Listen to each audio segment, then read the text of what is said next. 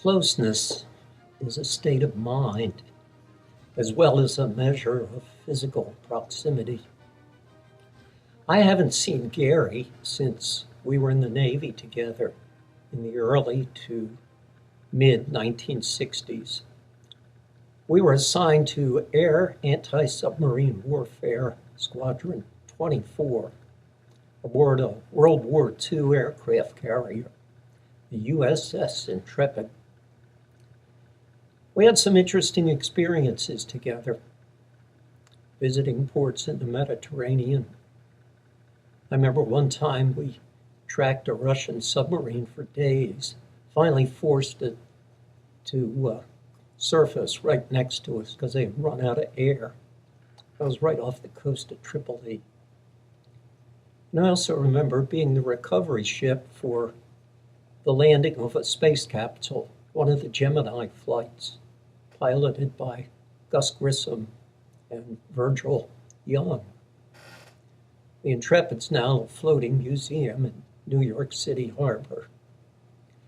I worked in the legal department while Gary maintained the black boxes necessary to the Air Squadron's mission of tracking potential enemy submarines. We didn't have similar jobs or work in the same area, but somehow we got to know each other and found similar interests, similar frustrations, and a similar search for meaning. We both knew we had not found our place in the sun, and not only what we were doing was not our true calling, but the confined nature of our lives was a huge hindrance in finding personal fulfillment. Gary used to kid me that I wasn't much of a sailor because I didn't cuss enough. He didn't cuss much either. But following that, every once in a while, I'd occasionally let loose with a string of expletives. And Gary would say, "That's good, Alex. You'll be a sailor yet." We were both marking time, frustrated that we had to wait to get on with the life that was meant for us beyond the ocean's waves. Gary was a sensitive guy. One day when our ship was in port in Norfolk, Virginia, I went to see a movie, The Sound of Music, which had just come out. I told Gary that the end made me cry. He was the only guy in our squadron to whom I would dare say that. Just recently, I was looking forward to writing Gary and to tell him that this past summer, I took my grandson to see Smurfs 2, and it didn't make me cry, as did Smurfs 1.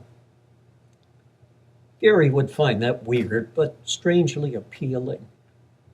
His own sensitivity was always evident in his letters, telling me about the snow in Minnesota, the birth of his daughters, Stephanie and Michelle, and the death years ago of his father, and more recently his mother. Even if he never cried over The Sound of Music or the Smurfs, he was probably a more sensitive guy than me. Kathy, I remember when Gary met you. He came back to Norfolk after a short vacation to Florida with a couple other guys from the squadron and told me that he thought he had found the one. I was skeptical, but not incredulous, as were other guys in the squadron who kidded him with no mercy. That trip to Florida rocked his world. He soon left the Navy and pursued the love of his life. He went back to college, earned his degree, and went to work. Marriage, children, grandchildren, all the touchstones of a genuine life, a life of his choosing, a life not prescribed by the captain's plan of the day. Gary moved from state to state. I moved from state to state. We still kept in touch. He changed jobs several times. I changed jobs several times. We still kept in touch. We shared the news of our lives and our feelings through letters and later emails. The years rolled by. I always thought we'd get together again, but we didn't. 10 years, 20 years, 30 years, 40 years, almost 50 years. We stayed separated by 3,000 miles of land. The land we longed for when we sailed the Atlantic Ocean. I still feel close. I always will.